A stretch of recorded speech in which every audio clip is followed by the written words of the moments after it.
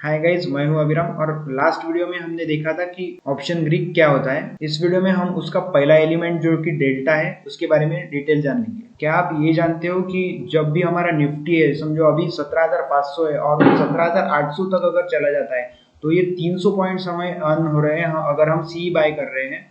तो इसमें हम प्रॉफिट कौन से लेवल पे कमा सकते हैं, क्या ये हमें पता है? तो ये 300 पॉइंट का जो भी प्रॉफिट आने वाला है वो ये हमारा डेल्टा कैलकुलेट करके देता है हमारा। यहाँ पे हम डेफिनेशन में भी देख सकते हैं, calculate the change of option premium due to change in underlying strike price. मतलब जो भी हमारी अभी की स्ट्राइक प्राइस है उसके हिसाब से जो ऑप्शन प्रीमियम के बदलाव होते हैं वो डेल्टा कैलकुलेट करके देता है। अगर आपने इंपॉर्टेंट टर्म्स देखे होंगे ऑप्शन के तो आपको ये 3 टर्म्स पता होंगे कि क्या होता है in the money, at the money and out of the money. अगर नहीं पता तो भी बता देता मैं एक बार कि जो हमारी अभी की जो मार्केट प्राइस चल रही है, अंडरलाइंग स्ट्राइक प्राइस जो अभी की हमारी है वो हम कंसिडर करेंगे 17,500 है। और हम 17,500 का ही अगर स्ट्राइक प्राइस पे हम अगर बाय करते हैं, ये सी अगर हम बाय करेंगे 17,500 का ही, तो हमारा जो कॉन्ट्रैक्ट होने वाला है वो एट द मनी कॉन्ट्रैक्ट हो जाएगा। लेकिन अगर हम 17,000 का कॉन्ट्रैक्ट कर लेते हैं, सी बाय करेंगे अगर 17,000 का और अभी की अंडरलाइंग स्ट्राइक प्राइस 17,500 ही है, तो वो हमारा इन द मनी कॉन्ट्रैक्ट हो जाएगा। 500 पॉइंट से वो इन द मनी हो जाएगा। और अगर वही कॉन्ट्रैक्ट 17,500 अगर हमारी अंडरलाइंग स्ट्राइक प्राइस है और अगर हम 18,000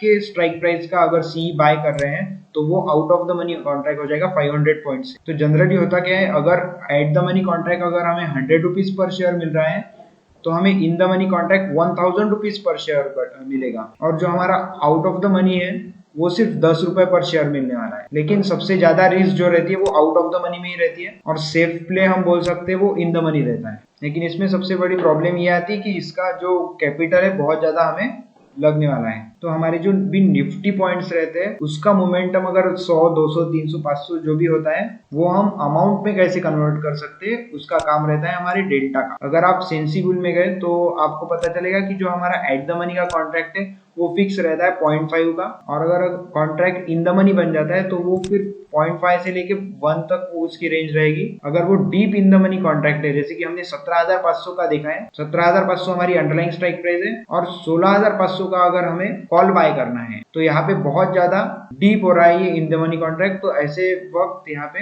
हमें जो इन द मनी है वो नियर बाय 1 या फिर 1 दिख सकता है। नहीं तो इन द मनी की जो जनरली रेंज रहती है वो 0.5 से 1 तक रहती है। और जो out of the money contract रहते हैं वो 0.5 से लेके 0 तक रहते हैं। हम एक एट द मनी कॉन्ट्रैक्ट का एक एग्जांपल देख लेंगे जिसमें हमारा करंट मार्केट प्राइस, मतलब जो भी अंडरलाइंग स्ट्राइक प्राइस अभी का जो निफ्टी का चल रहा है वो हम यहाँ पे कंसिडर करेंगे 17,500 का हमारा अभी चल रहा है। और हमारा यहाँ पे एक बुलिश व्यू है, इसलिए हमने यहाँ पे सी बाय किया है 17,500 के स्ट्राइक प्राइस का। और हमने एटीएम पे लिया है कॉन्ट्रैक्ट, इसलिए हमें 0.5 का डेल्टा रहने वाला है। हमारा डेल्टा जो है वो 0.5 का रहने वाला है। और हम जो बाय करने वाले हैं, सी बाय किया हमने यहाँ पे 100 रुपीज पर शेयर हमने सी बाय किया है। तो अगर मार्केट 17,500 से लेके 17,600 अगर हो जाता है, मतलब 100 पॉइंट्स की अगर अप मूव दे देता है, तो अगर 100 पॉइंट्स की अगर अप मूव दे देता है तो हमारा जो डेल्टा है उससे हम मल्टीप्लाई करेंगे उसे, तो 0.5 इंटू 100 तो वो हो जाएगा 50 रुपीज।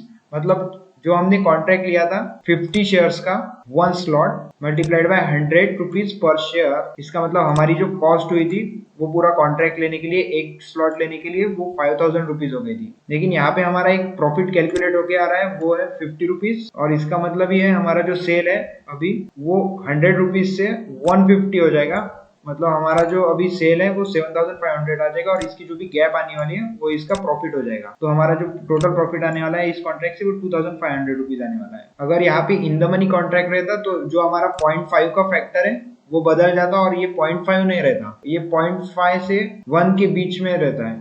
तो ये हमें एक सेंसिबल पर चेक करना होगा। अगर हाई डेल्टा का ऑप्शन है तो उसका जो प्राइस मोमेंटम है वो अंडरलाइंग स्ट्राइक प्राइस के हिसाब से रहने वाला है और जो लो डेल्टा वाले ऑप्शन रहने वाले हैं वो कम मूव करने वाले हैं। जो हमारी डेल्टा की वैल्यू जनरली रहती है वो -1 से लेके +1 तक रहती है, इनके बीच में डेल्टा हमारा रहता है। हमारी कॉल ऑप्शन का जो भी डेल्टा आने वाला है वो 0 to 1 रहेगा और जो हमारी पुट ऑप्शन का डेल्टा रहने वाला है वो -1 से लेके 0 रहेगा।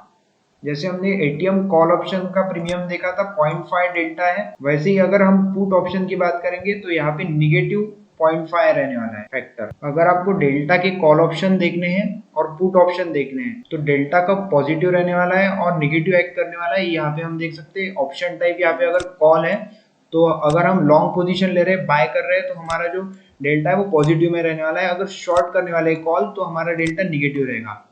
और वैसे ही अगर हम पुट बाय कर रहे हैं, लॉन्ग है, जो हमारा डेल्टा है वो यहाँ पे निगेटिव रहेगा।